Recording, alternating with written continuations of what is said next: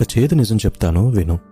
ఒకవేళ నువ్వు పైకి పోయావనుకో, అదే చనిపోయావనుకో, నీ బంధువులొచ్చి మొదటిగా అడిగేది చనిపోయి ఎంతసేపు అయింది, అంత్యక్రియలు ఎప్పటికైపోతాయి అని.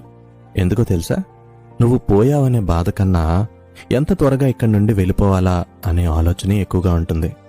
స్నేహితులేమో కొన్ని రోజులు నీతో దిగిన ఫోటోలను ఇన్స్టాలోని వాట్సాప్లోని మిస్ యూరా అంటూ హల్చల్ చేస్తారు.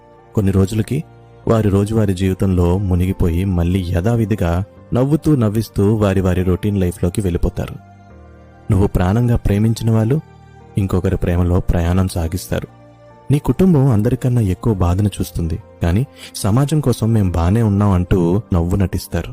నిజం ఏంటంటే ఈ ప్రపంచం మనలో ఏ ఒక్కరి కోసం కూడా ఆగదు. అందుకే చీకు చింత ఉండనే ఉంటాయి.